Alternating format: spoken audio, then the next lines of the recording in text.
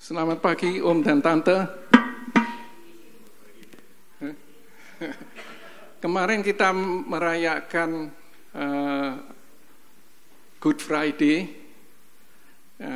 dan hari ini saya mau bawakan firman Tuhan tentang 7 kalimat salib yang Tuhan katakan pada waktu dia disalib.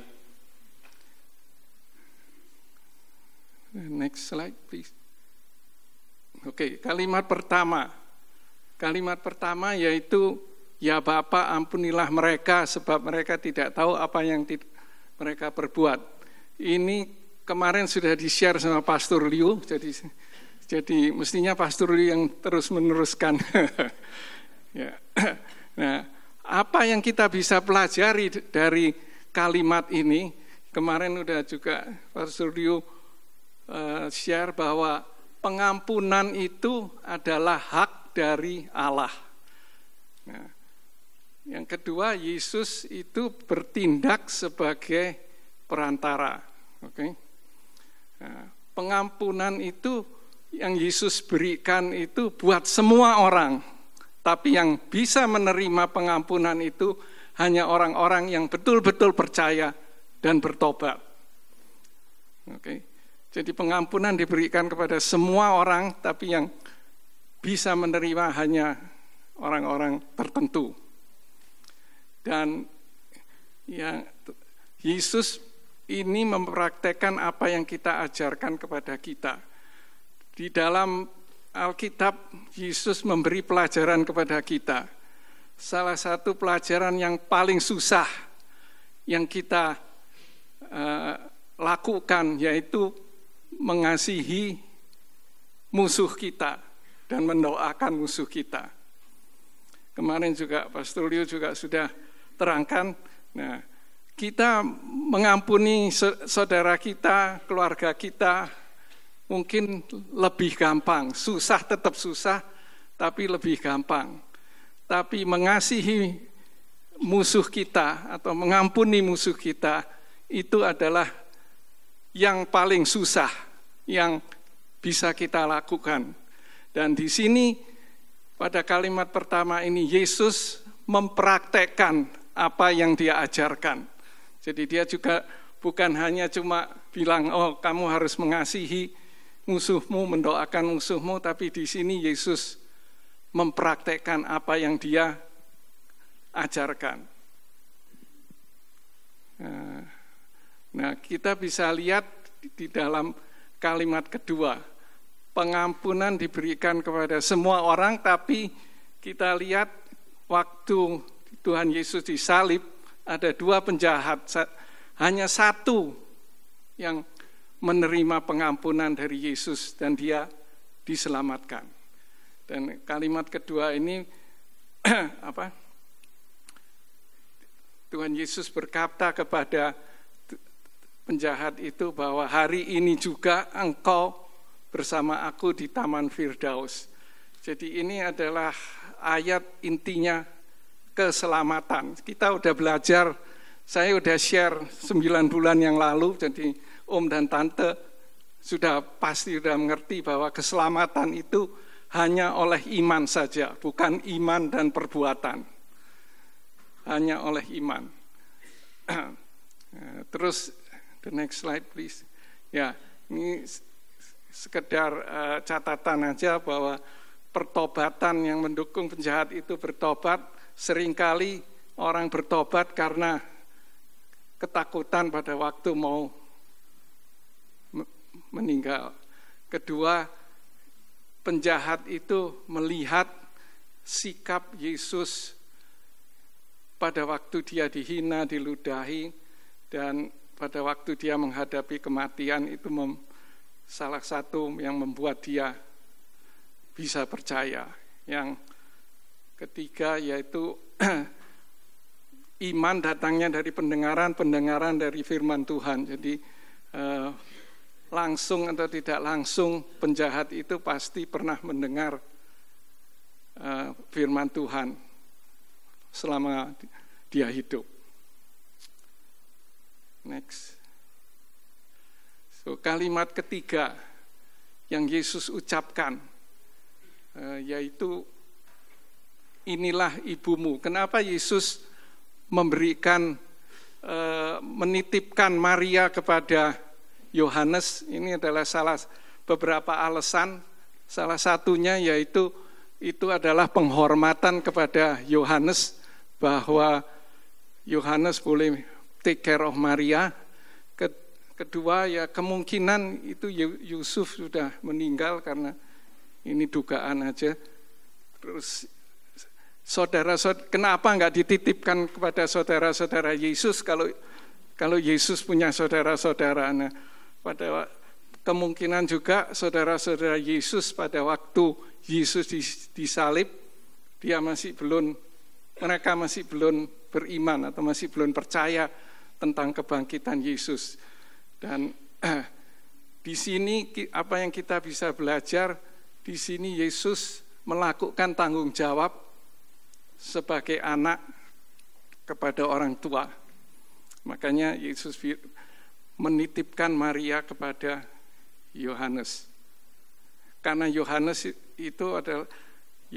adalah satu-satunya yang boleh menyaksikan penyaliban Yesus. Dan bukan hanya itu saja,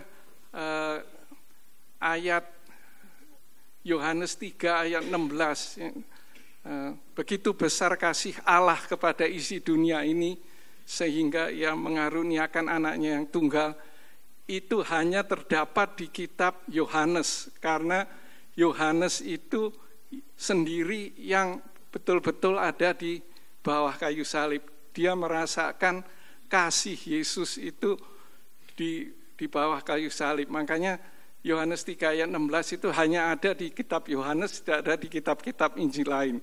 Karena murid-muridnya yang lain sudah tercerai-berai, semburat, ngacrit kemana-mana, takut. Oke. Kalimat keempat ini adalah Allahku, mengapa engkau meninggalkan aku?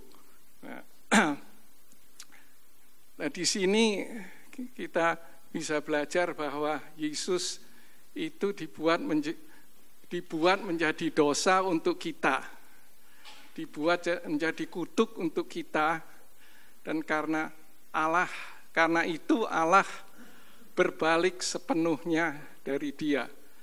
Nah, kalau kita perhatikan 7 kalimat salib ini, yang pertama Tuhan Yesus bilang Bapa, yang ketujuh Dia bilang Bapa, tapi yang keempat ini Dia bilang Allahku, Allahku. Itu adalah beda sekali. Kenapa Dia bilang Allahku, Allahku? Karena Dia itu represent kita sebagai umat manusia, menanggung dosa kita kepada Tuhan. Karena murka Tuhan itu, makanya Dia nggak bisa manggil Bapak, tapi Dia panggil Allah. Nah, dari pulpit komentari kita bisa lihat bahwa Yesus ditinggalkan supaya Dia bisa menanggung semua dosa manusia dalam berat yang penuh dan menghancurkan, dan dengan menanggungnya Yesus menyelamatkan kita semua. Oke, yang kelima, ya, Yesus berkata yang kelima, yaitu aku haus. Nah, kita tahu bahwa Yesus minta minum setelah Dia tahu bahwa semuanya sudah selesai. Ini berhubungan dengan yang keenam, sudah selesai.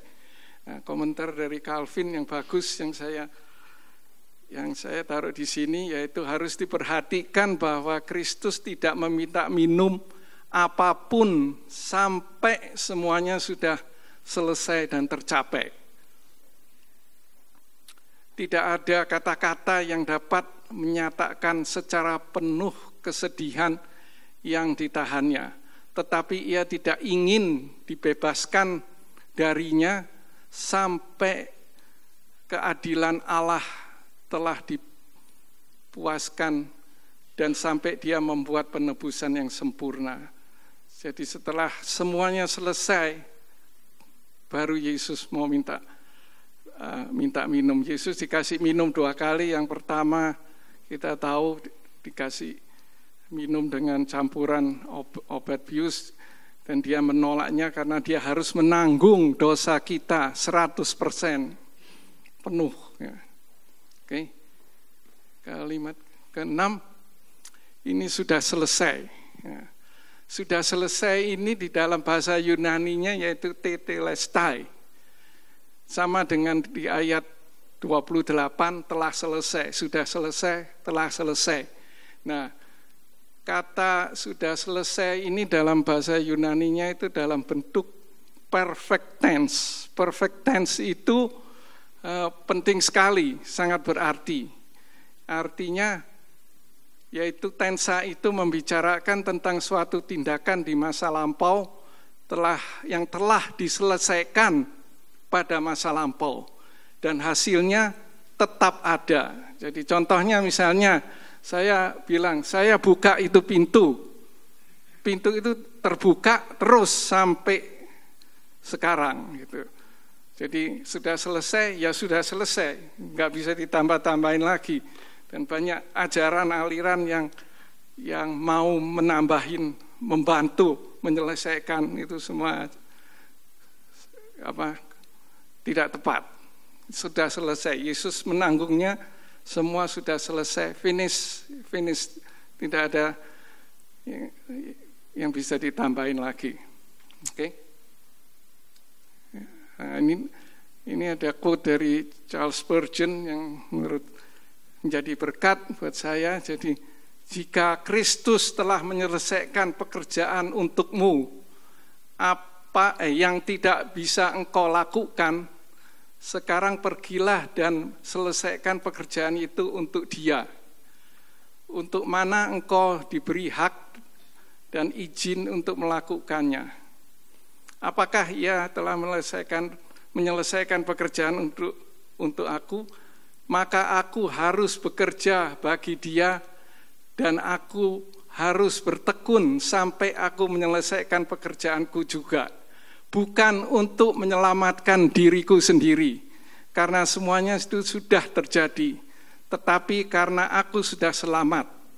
Jadi sekarang aku harus bekerja untuk Dia dengan seluruh kekuatanku, dan jika datang sesuatu yang membuat kecil hati, jika ada datang penderitaan, jika datang perasaan lemah dan lelah, hendaklah aku tidak menyerah kepadanya. Tetapi sebagaimana ia maju terus sampai ia berkata, aku telah menyelesaikan pekerjaan yang engkau berikan kepadaku untuk dilakukan. Jadi intinya, kalau kita menghadapi tantangan hidup, seharusnya kita tidak menyerah, karena Kristus, mengikuti teladan Kristus, yaitu Kristus menyelesaikan semuanya dengan sempurna. Oke, yang terakhir, yang ke-7, yaitu ya Bapa, ke dalam tanganku, ke dalam tanganmu kuserahkan nyawaku. Dan di sini yang penting itu Yesus mati karena kehendaknya sendiri. Komentar dari William Hendriksen, ia menyerahkan nyawanya karena ia menghendakinya. Tidak seorang pun yang mengambilnya dari Dia, ia menyerahkan nyawanya. Salah satu komentar lagi, Yesus tidak mati karena kehabisan tenaga atau secara perlahan-lahan, tetapi dengan teriakan suara nyaring. Karena di Lukas itu bilang Yesus berseru dengan suara nyaring.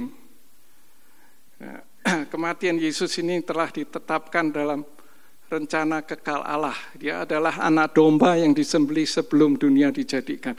Nah, seringkali kalau kamu melihat film itu, orang yang sebelum meninggal itu justru nggak punya tenaga.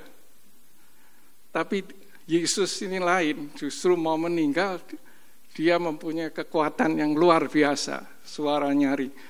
Kita lihat film-film kalau orang ditembak biasanya sudah sekarat, biasanya ngomongnya terputus-putus gitu kan, atau